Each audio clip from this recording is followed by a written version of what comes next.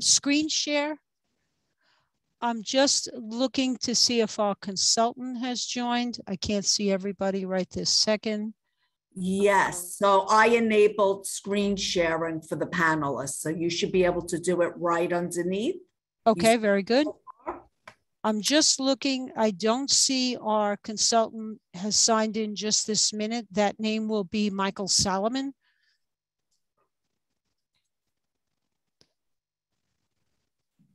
Yes, I am going to promote him to a panelist. Thank you. One moment.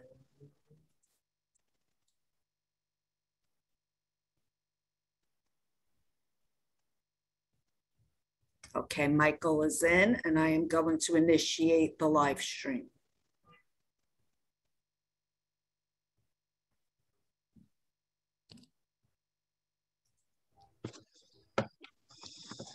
Marnie, can you tell me if Huascar Robles is in the waiting room? Just one moment. Okay, the live stream is enabled, and yes.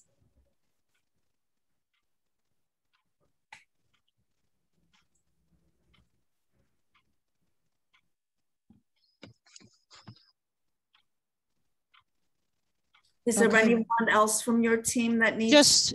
I'm just checking the list. I see Mike Solomon is there. Mike, want to make sure Mike can hear us because Mike and I will be working on the presentation together. And I think Huascar is in. Mike, are you unmuted? I am unmuted. Good. Can you hear me? Yes, I can now. So you should have screen sharing. Yes, I see it on the bottom of the. Very good. I do have it. So Marnie, whenever you're ready. Lori, you want to kick it off? Okay. Hi, everyone. Thank you for coming tonight. This is a joint meeting with CB11 and CB13, along with Department of Transportation. So at this point, I'd like to hand it over to Department of Transportation. Thank you very much. I see Leroy Branch there, my colleague from the Borough Commissioner's Office. Sometimes he does intros, sometimes I do intros. So I guess tonight he'll hand it off to me. I think I know pretty much everybody in this group, but I'll just reintroduce myself. I'm Jonine Kidder, the Executive Director of Community Affairs and Chief of Staff in Bridges. First of all, with me tonight, I want to take a moment to introduce my Deputy for Community Affairs, Huascar Robles, and our project team, Hui Yang. I saw her there a moment ago on camera. Hui Yang is our Deputy Director for Roadway Bridges, and her team, Satya Gagapali, is here. I'm not sure who else from that team is here, but perhaps most important for you is Oscar Jonas. Oscar, if you would just wave at everybody. Oscar is your community liaison for this project, and you will see his contact information during the presentation. And what I'd like to do is just we will go through the combined presentation. What we did for this presentation, we left it as 17th Avenue will be first, 27th Avenue is second, and then we have some combined slides at the end of the project. And our design consultant, Mike Solomon from AECOM, he will go through the presentation, and then we'll do Q&A with you all as long as you have questions for us. Oh, and I see Rhonda is there too. Sorry, Rhonda, I missed you there she is. Rhonda's waving, and I see we is there now too. She's our Deputy Director. So Mike, take it away. Thanks, Joe. And thank you to the board members for allowing us to present on this project. So this is, sorry, there we go. So like I said, we were going to talk about 17th and 27th, and we're going to start off with 17th Avenue and the reconstruction project for that one. As you all know, 17th Avenue is the pedestrian bridge crosses the Belt Parkway in the vicinity of Verrazano. It is one of the most hit bridges in the city. And Joe, I did not get that number about how many times this bridge gets hit because of errant trucks coming off the Verrazano and getting down onto the Belt Parkway. But the structure is repeatedly hit every year. So as you can see from the aerial view, the bridge was built in 1940. It's a steel arch bridge with Art Deco railings. Like I said, it connects Bath Beach Park and the promenade. It's 16 feet wide and about 130 feet long. This is a rendering view if you were looking straight down on it, and you can see the service road to the north and the Belt Parkway in the middle. So the scope of work is in essence, is to demolish the bridge all the way down and replace it with a new structure, including and making it ADA compliant at the same time. And if I'm going too fast, just please let me know and I'll slow down. Go ahead, Mike. I think we're good. Sorry, I'm trying to hit click. It's not advancing for you? Yeah, I'm a little slow today right now. So as part of that, we're also going to improve the lighting and install new curb and sidewalk in the vicinity of the bridge. The bridge will be closed during construction. And actually it'll be closed starting about November 1st. So if you're on the Belt Parkway, this is a rendering of what you would see as you were approaching the bridge. And so you can see that it's an arch bridge with, and it's actually the walkway is actually suspended from that arch. So it's a little different design than what exists right now, but it makes for a flat walkway. So it makes it more ADA compliant instead of that huge arched walkway that exists now. From the service road side, you would see the stairs and the ramp to the left, and you'll see the new additional World's Fair poles that'll improve the lighting on the ramps and the bridge. And if you're on the other side, on the promenade side, you again would see the ramp to the right and the stairs to the left. And what's sort of sticking out at you from the bridge itself is an overhang. So a rendering of that view towards the water, and a rendering of the view of from the promenade. So in the end, we'll have a brand new structure that is ADA compliant, that is well lit, and provides good access to the community. And it will also allow the Parks Department to bring their small vehicles across the bridge to get to the other side.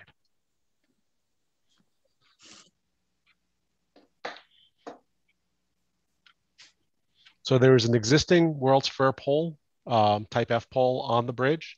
The contractor is required to either rehabilitate it if possible, and if not, then to replicate it. And those poles will also we will be using the same pole in additional locations across the bridge, as you saw in some of those renderings.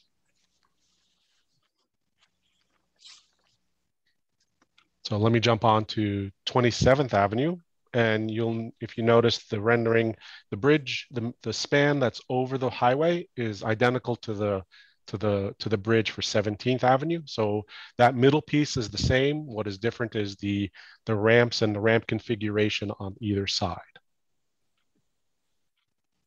Again, 27th Avenue is a little farther down on the Belt Parkway. Similar details about its existing condition. It was built in the 40s. It is the identical design to the other bridge. It connects the Vaux Parks together. But this one is sandwiched between two service roads, as opposed to 17th Avenue, which dumps you onto the promenade on the shore side.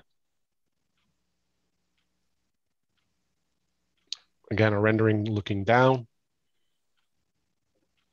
So the scope of work is identical to 17th Avenue. We're going to demolish the existing bridge, and we're going to make it ADA compliant, and we're going to improve the lighting and install a new bridge. The difference here, because we have room off to the side, 27th Avenue will remain open for the vast majority of construction.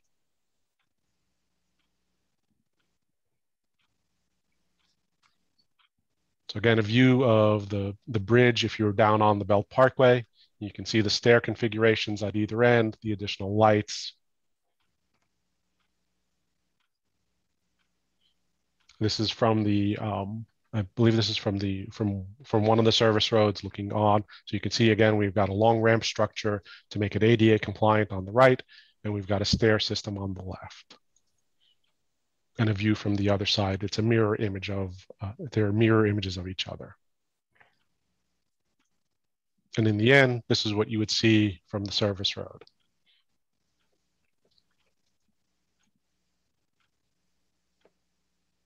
And just another view of that same bridge. Like I said, for the other one, there is no existing type F pole, but we are going to use that type F pole for the lighting for this bridge as well. To accomplish this, there's going to be some closures of the parkway, primarily for demolition of the road of the walkway, and also the removal of the superstructure that spans the highway. So to do that, we'll have to temporarily close the roadway, and these are the hours that that the city has given the contractor to work within.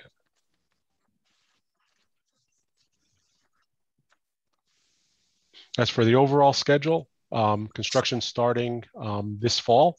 It's about a 25-month construction duration, so we should be completed in the fall of 2023. Joe, you want me to hand it off to you?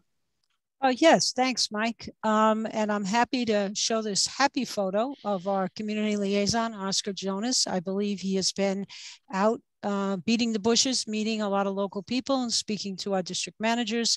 And again, having worked with all of you before on our projects, you know, our community liaisons are supported by our in-house team. Just introduce again, Huascar Robles.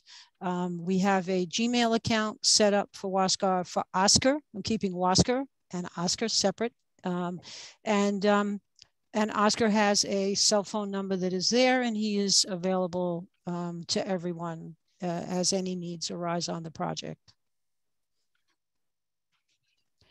And Mike, I think we have, there we go. We did specifically, we spent some time, and I shared this in a quick call the other day with Marnie. We spent some time out at the site, as both of us like to do before we kick off. And we did observe a significant number of Chinese people traveling across the 17th Avenue Bridge in particular. And so we have shifted some of our outreach program to preparing material in Chinese and making sure that the Chinese community is aware of the work and has the ability to communicate with us. And so we had not done this before, but the blue signs that we put up on our construction projects that are called CPI signs, we are having a sign custom made in the modified, what's the right word? I'm sorry. Simplified. Thank you. In simplified Chinese that has the essential information about the project. And we're having 3 of those signs made to be put up at the 17th Avenue site, because it did appear to me to be there were a number of older people who were using the bridge as well as cyclists, and we wanted to be sure that they understand exactly what's happening. And Oscar is developing his outreach list, and we are asking the community boards, as we always do, to please provide to Oscar and Huascar any of the stakeholder organizations, block associations, community groups who you feel would benefit from this information. We can make that list as large as possible and reach as many people as we can. Is there one more, Mike? I think there's one more. So this is the notice that was distributed today for the full closure of the 17th Avenue Bridge. And we did want to specifically mention tonight that 17th Avenue has to be closed and demolished as the other bridge is demolished as well. But this one is being reconstructed on the same footprint, which didn't afford us the opportunity to keep the bridge open during construction. And the reason that we had to do this is because there is a very large culvert that travels from the community under the green space and under the parkway, and we were not able to site the new bridge away from that underground structure. So the new bridge is going to be on the same footprint, which required us to close this bridge until we can replace it. At 27th Avenue, we will be building the new bridge slightly offline of the existing bridge. So the existing bridge will stay in service and use to the community throughout construction, and the new bridge will be built offline right next to it. So at least one of the two bridges is going to be available to the community throughout the project. Is it moving ahead, Mike? There we go. So at this point, if we have questions, I don't know how you would like to be the MC, Marnie. I know you know your people, and Eddie, I know you know your people. If you would, I would just say we're happy to answer as many questions as we can. If you would, when you ask your question, if you would just tell me again your name and which board you're from, and we'll kick it off.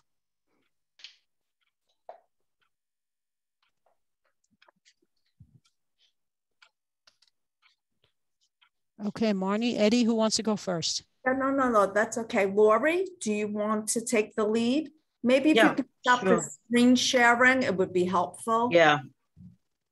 So that we can see the gallery and the community can see who's speaking. For the 17th Avenue Bridge, CB11, I see Robert Whittaker has his hand up. So, Robert? Actually got a question you in regards to the height. What is the height difference from the old bridge to the new bridge so that we're not having the truck problem over there? What's the new bridge height compared to what's there now? So on all of the bridges on the Belt Parkway, the state requirement is 14.6 for all bridges. What the fire department has asked us to do across the board is to go above that. And I think we're over 15 at this point. I don't have the exact number right in front of me. Perhaps you know, is it 15.5? Okay, is nodding her head. Thank you. So the clearance is 15.5. And again, it's across all three lanes as opposed to the arch structure we have now. Okay, my question is also going to be I know you talk about the Belt Parkway closures.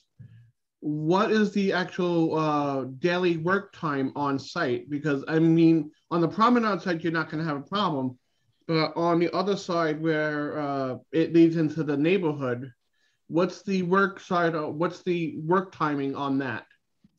So the permit hours for almost all projects are from 7 a.m. to 6 p.m. That's the general permit. Most contractors work 7 a.m. to 3:30 p.m. The only time we expect to have any night work is during the times that we actually have to close the parkway, which we will do temporarily for up to 15 minutes at a time when it comes to lifting out the demolished pieces or lifting in new steel. So that's done only as those individual milestones are reached, that we have to close the parkway completely. During the day, we're only allowed, as Mike showed, we're really only allowed to close one lane on the parkway between 10 and 2. And any of the larger work does have to be done at night, but we expect most work here to be done during the day. Now let me ask questions. Yeah, is there a way of what lanes are going to be closed first? Are you working from the middle outwards or from the side of the road to the middle first when you talk about lane closures? Well, the lane closures are because the traffic is already bad enough as it is. So the lane closures are dictated by the operation the contractor has to perform, and those will vary depending upon what operation they're involved with. And again, for demolition, that will move across all of the lanes on the parkway. Whenever we do lane closures, Oscar will be sending out notices. We do send out a notice anytime we have a 2-lane closure.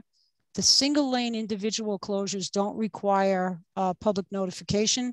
We're required to send a notice when we are 50% or more. So on a 3-lane highway, anytime we close 2 lanes, we would be sending out a bulletin to let you know that we're having lane closures. And that's something that we do on all of our projects. Good, Robert? Yeah, I guess this is good to be as good as it's going to get, I guess. Okay. Is there anybody else from 11 that had a question? Hi. Okay. Tim Law, and then we'll move to 13 because I know Jeff has his hands up. Can you hear me? Yes, sir. Yes.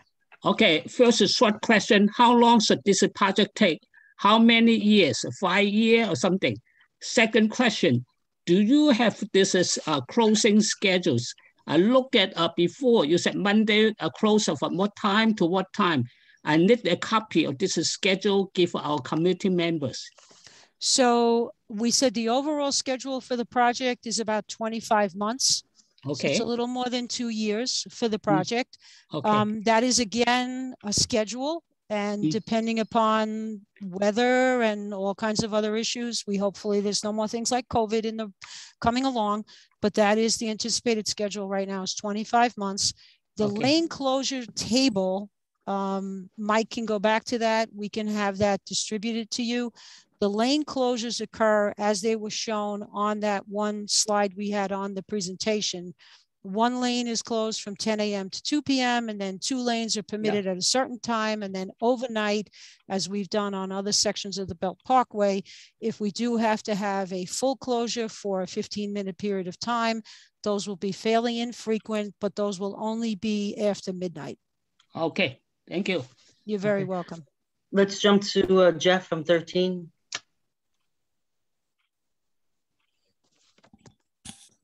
Hello, everyone. I have a question. The height is going to be 15 feet 4 inches now. And I think 15.5, but we'll confirm. Okay. 15.7 actually. The inch isn't going to make a difference on my question. There's still going to be trucks coming off the Verrazano Bridge. And now that they'll be able to continue on, thankfully, without crashing into it, but what kind of enforcement is going to be there? And are you going to have cameras to photograph the trucks that are going to be illegally going down the Belt Parkway towards the island? So we in DOT don't have any enforcement authority. That's only through the police department. Those of us old enough to be part of this agency for more than 30 years, we at one time had that ability. Truck enforcement was taken away from us many decades ago and resides with the police department. And it's something that we feel very passionately about. Our bridges are struck all over frequently, and they do cause, unfortunately, ancillary accidents, in addition to, driver delays and issues for people in the community and a mess to clean up. But we don't have any enforcement authority on those trucks, and we do not have real-time cameras, at those locations, and they're not anticipated in this project because we don't have any enforcement authority to go with the cameras. So they're not included in this project. So how do you alleviate the problem of the trucks now going, towards the eastern side? How is this going to, they can go all the way down to where the next low bridges, right? Yeah, which is and crash into that. So you're not eliminating the problem. We're not eliminating the problem of trucks on the parkway. That isn't something that we have the ability to do here in the Division of Bridges. And again, Leroy is here from our Borough Commissioner's Office. I know that our Borough Commissioner's Office is on this topic with many community boards all over the place. It is something that is a police department resource issue. And they have the ability to stop any vehicle that's on a parkway, any commercial vehicle, not just an overheight vehicle, but any vehicle, a plumber's truck, an electrician, none of them. Amazon, FedEx, we see them all the time. None of them are supposed to be there. And PD has the authority to do that and not us. So unfortunately, it's not something that I certainly wouldn't say is not an issue. It's a very real issue, but it's just not something that we have the jurisdiction to help with. Is there going to be any type of signage like, get off at the next exit if you're over a certain amount of height? Actually, that isn't part of this project. We have had a lot of pilot projects with signage. We have a particularly difficult location on the, on the Hutchinson River Parkway coming down from the New England Thruway. We've tried signs, we've tried suspended hanging chains, we've tried blinking lights. We've tried many things, and none of those seem to work. The chains just kind of get caught up. The first guy hits them and the next guy doesn't see them. And we haven't found that any of those devices are really very effective. So we haven't got incorporated with these bridge projects a specific signage to that condition. Okay, thank you very much. I'm sorry to disappoint you. Truthfully, this is an issue that we feel very strongly about. There are numerous bridges on the belt that we track them actually. A member of my staff tracks them. We have, you know, the one, we call it the train bridge down there at the F train, that one gets hit a lot as well. Eddie knows about that. And we've got many others out in Queens. 130th Street is out near JFK. That one gets hit a lot.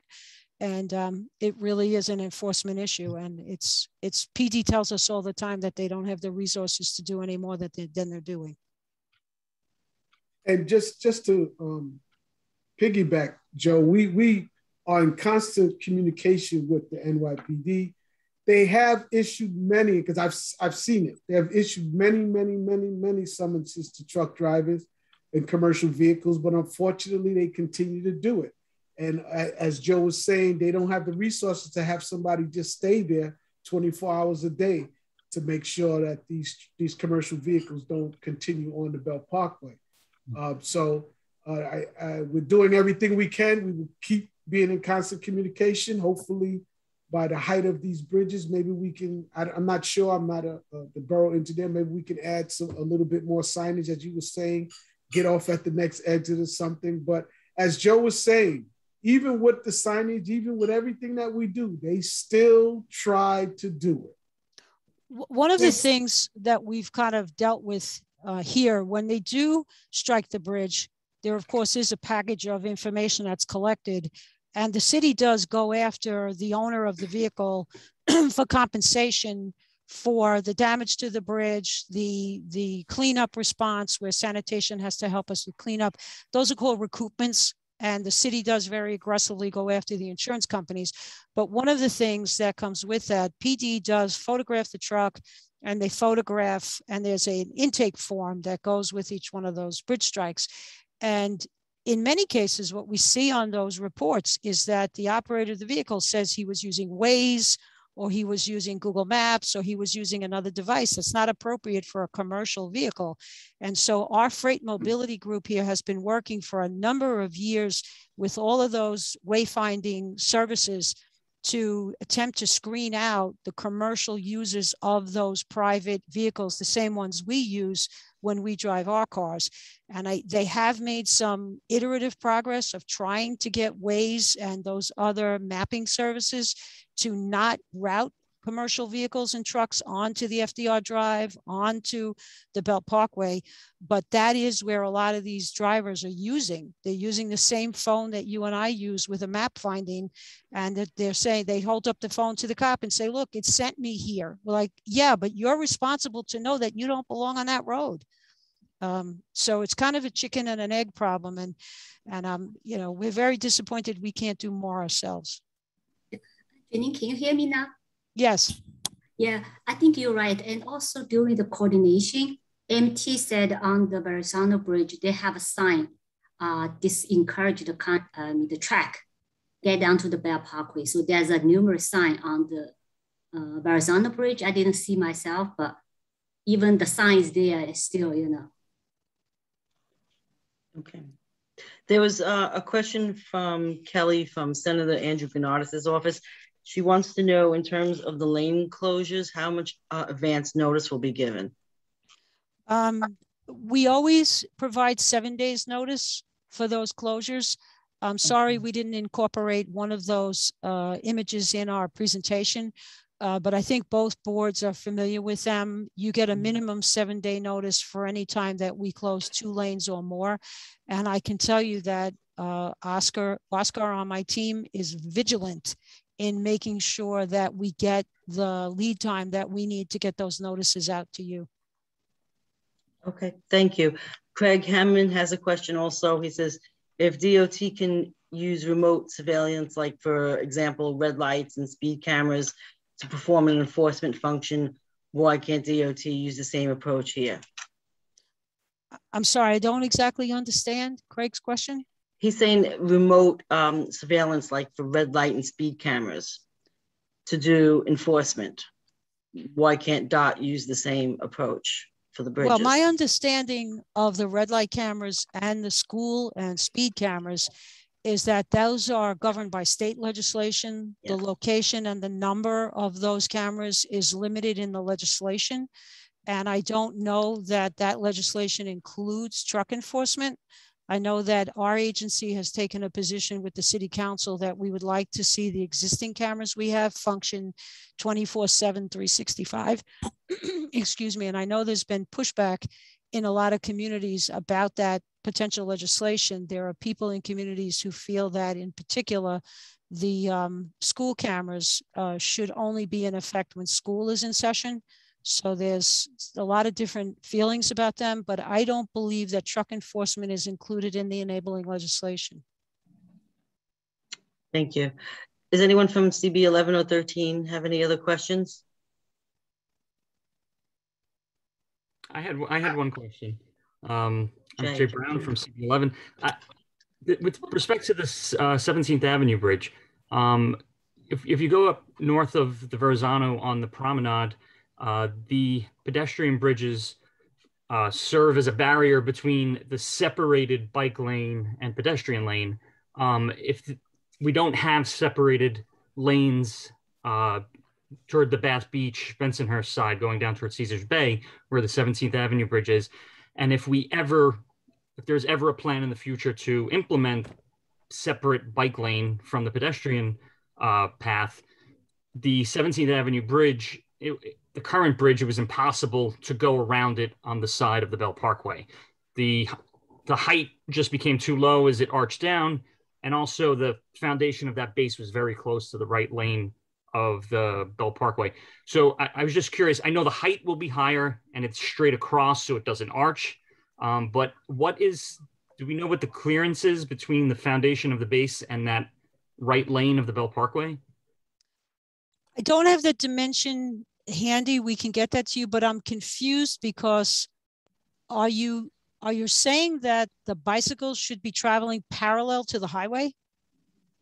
So currently, like the promenade that runs along the Belt Parkway. The waterfront?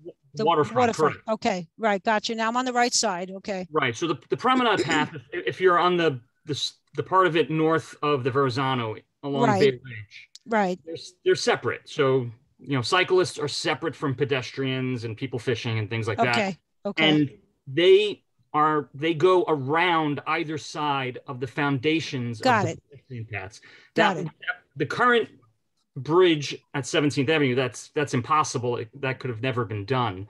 So I was just wondering in the future, if that was ever something that was going to be, pursued down along the part of the path that doesn't have it, which is between Bay 8th over to Caesars Bay to Bay Parkway.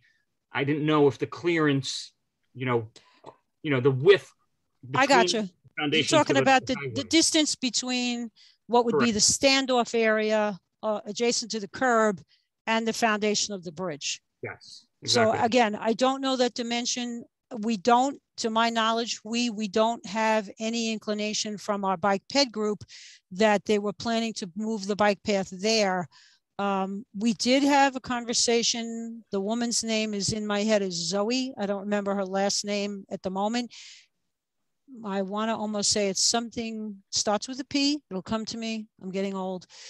She is the park department person who reached out to coordinate with us for some bike ped path improvements that I know that our transportation planning and management unit is planning for the bike path along the waterfront. I don't want to put Leroy on the spot, but Leroy, I think you may know a little more about this, but we will definitely get back to you with that dimension just so that we can give you that information. But I know that Parks is planning to do some upgrades along the path between the bridge and Bay 8th Street. And they did coordinate with us on construction schedules. So maybe we want to connect you back with the Borough Park Commissioner, Martin Mayer, and maybe they can fill in some blanks there for you on what the park path is going to look like. If not, Leroy, maybe we can connect them with Ted Wright's group. For sure. I don't have the specific information this evening, but definitely we can find it out for you. So Eddie and Marnie, please, let's talk about it offline and try to get that information out to you. Yes, and all I said, I'm not pulling the last name out of my head. The young lady's first name was Zoe. So Marnie will help me track down Zoe. Is this for the 27th bridge? 27th? This was for the bike ped path in the vicinity of 17th. Got you. All right. So yeah, let's talk offline and I'll get that information to you. Greenway. Robert, you have your hand up. Yeah, actually, I got two questions. One about the 27th Avenue Bridge and also, actually 27th Bridge. The 27th Avenue Bridge, you're doing it between two service roads. Does anything have to change going into the service road? Are you guys maybe putting lights there? Because you're going to have probably more access over there. And as well as on the 17th Avenue Bridge, I know it's probably less of an issue because you have more space on the 17th Avenue Bridge, but what changes have to be going in towards the street? I mean, especially for the service roads on the 27th Avenue Bridge as well. I mean, is everything that is it going out to exactly where it is now? And no, at 27th Avenue, the bridge is being constructed offline. So the bridge walkways, the new ADA accessible walkways, will not be landing exactly where they are now. The bridge itself is moving slightly, I believe, to the west. So there will not be the landings for the ramps exactly where they are now. But we did, after some meetings that we had, and I looked back in my files, and we were back at Community Board 13, I think as far back as 2013, 2014, that we were there. And the board did ask us specifically to look at turning one of the ramps in a different direction. And so that change was accommodated, but we don't see any other specific changes. One of the things that I don't have an image of tonight, where the bridge lands on the park side at 27th, we are building a small sidewalk extension there so that there is a safe area for pedestrians to wait before they have to cross the street. And that was a specific request that was made at the meeting we had at Board 13, recognizing the number of people that travel back and forth to the park, soccer games and fields and things like that. Okay. Actually, you answered partially answered the question, but what about a traffic light now at those two major locations where you're putting in these new major pedestrian crossings? Well, they're the same crossings we have now, but we don't anticipate any new traffic signals in this project. Okay, thank you. Jeff, you had something? Yes, I have another question. One of the bridges is going to be able to accommodate Parks Department vehicles. And I hope that they use, light vehicles and don't, ruin the roadway. But the other problem is, and I'm sure it happens in CB11, there are a lot of Revel scooters around and electric bikes that travel, and they're not really, they really don't care about the pedestrians. And they're gonna have, like you said, they're elderly people who use the bridge, and I'm sure they're gonna use them for the ADA accessible ramp to get onto the to the bridge. So how do you try to eliminate that? And I don't know if it can be eliminated, but maybe, scoured down. All I can speak to in terms of the park department vehicles, the ones that they use are very similar to the ones that we use for maintaining our pedestrian bridges. They're essentially, we call them gators. They're essentially golf carts with snowplows on the front. Some of them have a brush on the front for debris removal. They're large enough in the back for a trash pail and a shovel and a broom. But those are generally the vehicles that will travel the bridges the most. Occasionally, the Parks Department will use a pickup truck, and they may choose to do that. The bridges have been designed to support any of those vehicles that need to travel over them. In terms of enforcement, again, this is a citywide issue. The city council is taking up legislation to ban all of these bikes. They range, I don't even know all the categories. We try to keep up with it, but in my group, we haven't been able to even keep up with it. Everything from skateboards and skateboarders all over our bridges as well, all the way up to these things. I understand some of them could do 30 miles an hour. They're on the Queensboro Bridge, they're on the Brooklyn Bridge, they're knocking people down all over the place. They're on the boardwalk incessantly. On the boardwalk. It became a highway. And so the city council, I think, is on the verge of banning them on all of the bridges. And again, this is going to become an enforcement issue for the police department. It's a new initiative that they're in constant contact, I know, with our own executive staff to create signage. There's a signage program that's coming to advise certain users of these vehicles that they're not permitted on the walkways on our bridges. And I know there was just a meeting in the last 2 weeks for PD to tell us what they want the signs to say. And one of the issues with the signs is that they have to come up with the iconography that is the universal and not dependent upon English. So they've been working on the icons and exactly how they want to demonstrate the vehicles that are not permitted. And so these signs will have to be developed and rolled out, and they're going to be used, I know, on the East River bridges first, because that's where we do have the most number of these delivery people running back and forth with these e-bikes and scooters and things. And so there will be a signage program that's coming, but that's going to have to be rolled out over a period probably of years. And it's something that will, again, unfortunately, fall on the police department.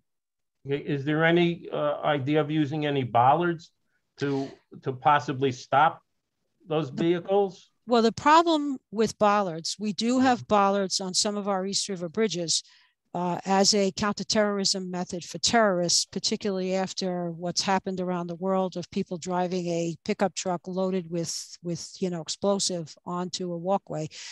The problem with bollards is there aren't enough of them to stop the small e-bikes and scooters.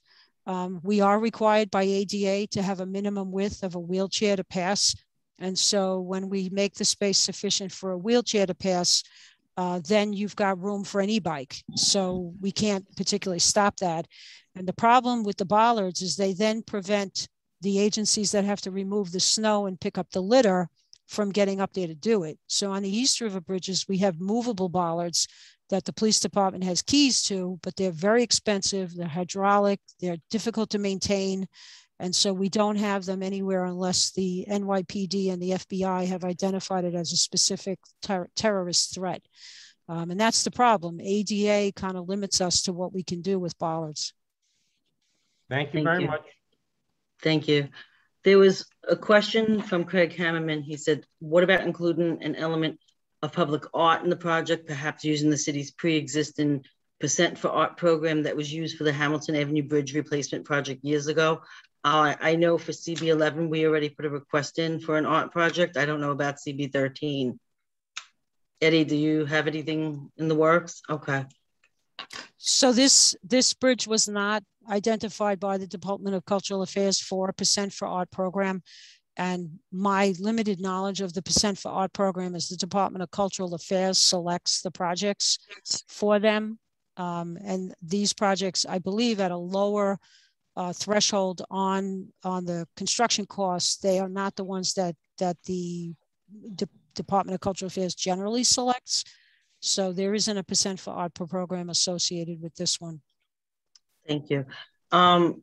Just FYI for everyone. I think Mr. Harris is raising his hand. Yeah, I know, but I just want to say before that, just to let everyone know that Marnie is frozen. So she's still here and listening, but she can't respond to anyone. Okay. Jeffrey? Can't hear you, Jeffrey. You got to unmute yourself. Forget to go down to the corner. I have a couple comments in regards to, I think it was Jay questioning the new bridges for access to the mopeds and all the other good stuff that comes across. That's not the issue because those guys come in from Bay Edge Street. There's a ramp there that is used also by the Parks Department to get their trucks on the promenade. Also, they come on from the 69th Street Pier. There's also an area where these the mopeds and the electric bikes and all this other good stuff that's not supposed to be there get on. So the new bridges that DOT is talking about is not going to accommodate the issue about having these mopeds come on. The other thing was regarding cameras. PD has their own set of cameras, regardless of the red light and the speed cameras. Each precinct has a set of cameras. If you look on the poles, you'll see cameras all over the place. The MTA or the Tri-Borough Bridge Authority should actually install their own cameras coming off the Verrazano, and they will catch all the trucks that come off and go on the Belt Parkway. This has been discussed many times, and it was like going into deaf ears. My question that I have for the bridges that are being built, will they support the weight of ambulances coming across? As needed, yes. Mike, I don't know if you can speak to that number specifically. We can provide that, or I don't know what the loading is, but absolutely. Joe, can you hear me? Yes. Yeah, no, those bridges are designed to only carry the weight of a gator. And also an ambulance would not be able to make the turns to go up the ramp chicanes back and forth to get to the bridge. An ambulance would not be able to make those turns. So no, an ambulance cannot use these pedestrian bridges to get to the other side. All right, well, thank you, Mike.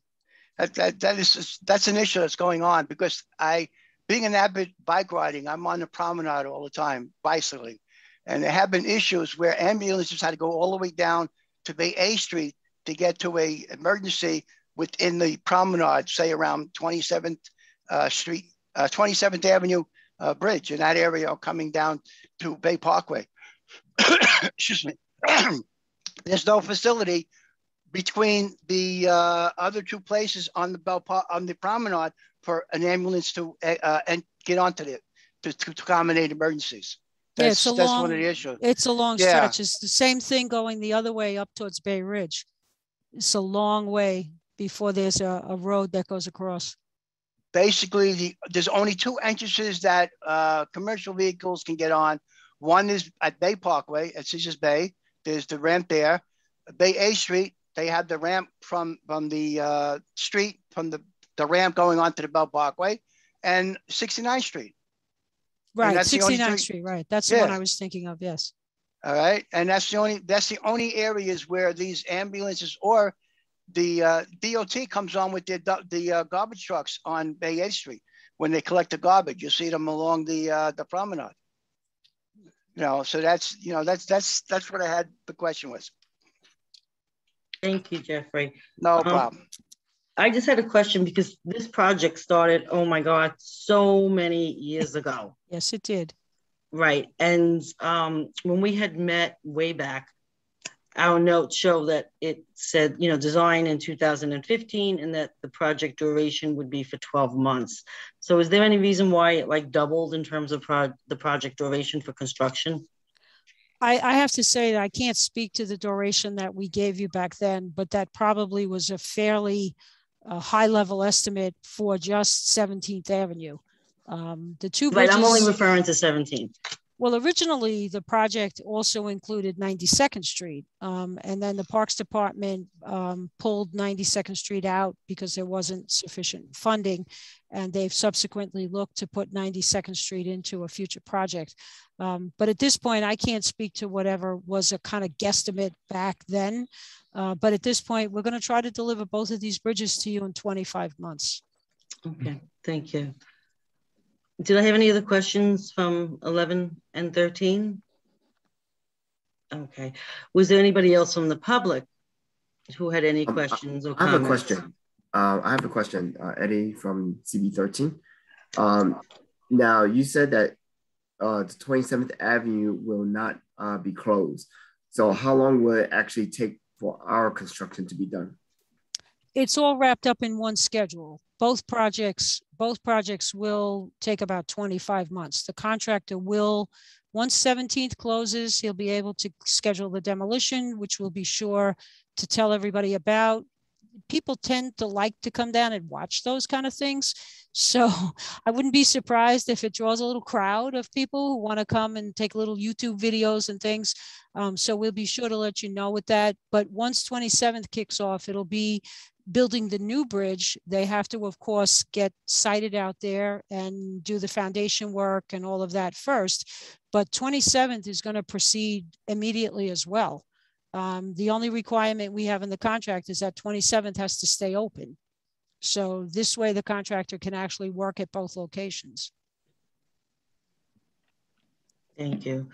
The other question that we had was if the materials are salt resistant for the water, and will it withstand wave action?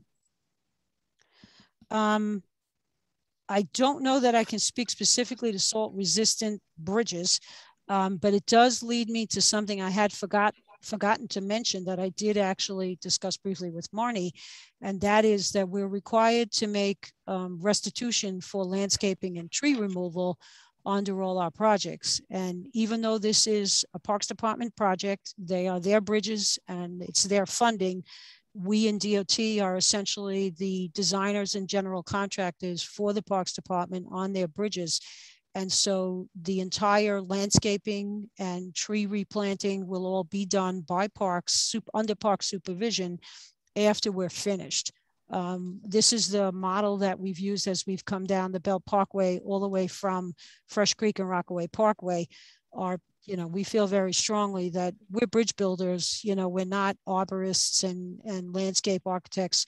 So the Parks Department will come in and supervise a separate contractor who will come in and do all of the landscaping and planting when the project is done. And when we first came out, which I think was in 2011, we had a particular planting scheme that was being developed. And then as the project developed, that was taken to the next level. And at this point, the Parks Department is actually going to take another look at that whole plan, because by the time we're done in 2023 or so, they may have new best practices on what types of vegetation is appropriate for a waterfront location, whether that's due to salt inundation and storms, the fact that that bridge faces the open water. They will be reevaluating all the planting and all the landscaping for both locations. In terms of salt resistant bridges, Mike or Hui, do you have an independent thought we can offer? Yeah, so the concrete that's used is what protects the steel that's inside the concrete from salt. So modern concrete is very dense to not let to slow, you're not going to stop it, but to slow down the salt water penetration to the steel. And that's the best you can do. Michael, are the bases all steel or is it concrete? No, the bases are all concrete. Concrete. Yeah. Okay. And we do, in bridges, we do have our own entire painting program. We've painted many bridges along the Belt Parkway.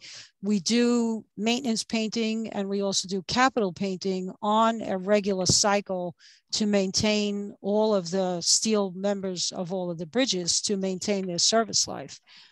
So that really is the process that helps maintain the bridges in a state of good repair, is staying on top of that. Steel weathers and it gets exposed to pitting and from the elements generally, not just salt. And so our preventive maintenance program is exactly what's designed to do that, to maintain a state of good repair.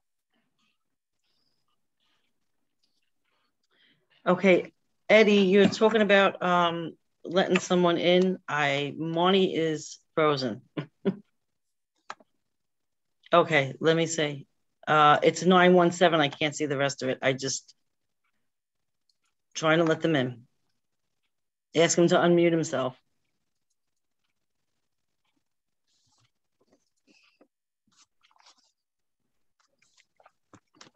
The 917 person, Mark, can you unmute yourself?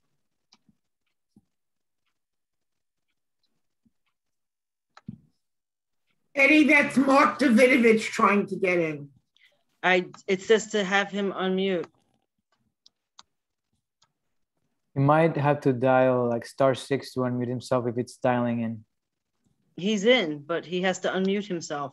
I know, but because if it's a phone number, he might just have to dial *6. I think it's *6 to unmute. Yes. Through the phone. Yeah. Yes. Yeah, it's *6. Okay. In the meantime, Craig Hammond had another question about. Do you hear me? Yes. Now.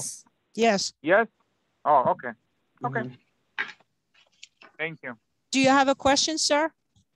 No. I'm okay. Okay. Back to Craig, who's Okay, camera so shy. Craig, yeah. Craig's My old question friend was, Craig is hiding from me. He's asking if the new bridges all have to be gray or can they be painted a different color? The color is selected by the Public Design Commission, and Craig knows that.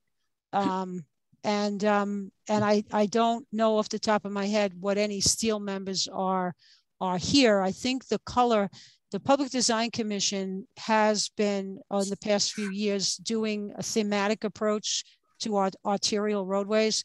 And so at one point when I first started in DOT, their favorite color was sage green. And so the color palette they've been moving to on the Belt Parkway is a color called Monsell Gray. So that will be the color for all the bridges that have steel members along the Belt Parkway. And the color palette that the Design Commission uses has only 5 colors on it. And so the bridges are generally, my favorite thing to tell people is that the Roosevelt Island Bridge is the only one that's red. And the color they use is my favorite color. It's called Deep Cool Red.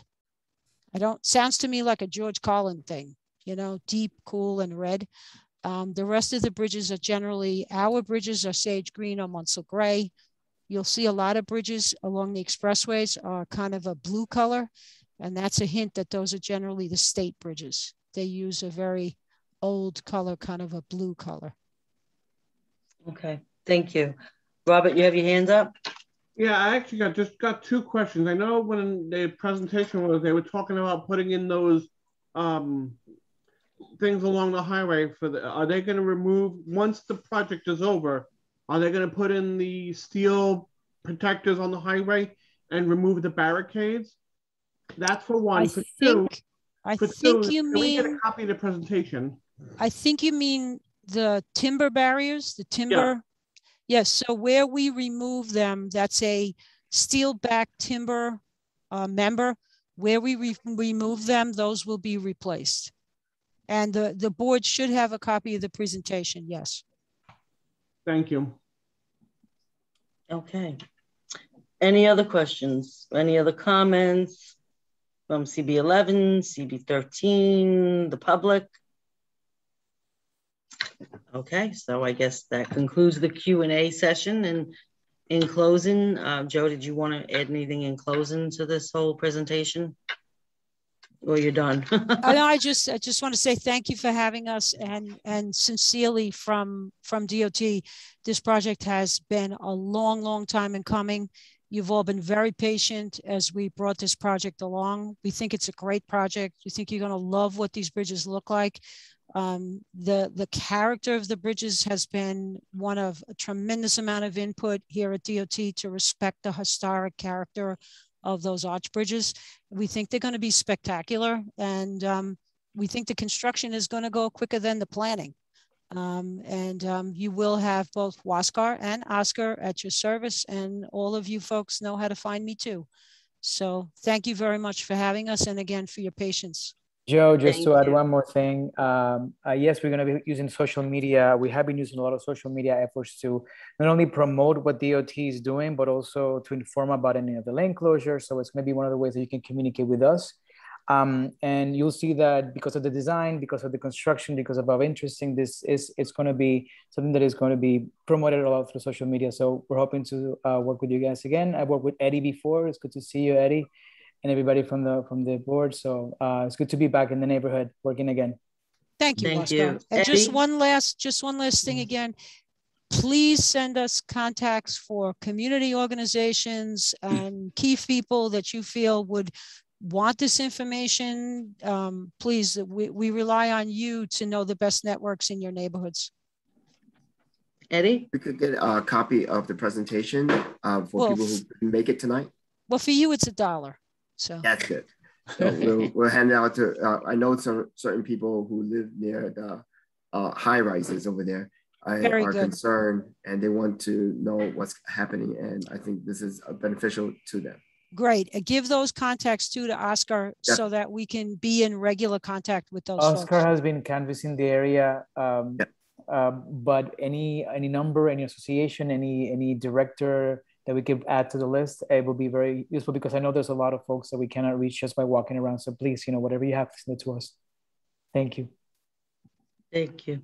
Good night, everybody. We'll see you soon. Thank you all so much for coming Good tonight. Have a wonderful night. Thank you.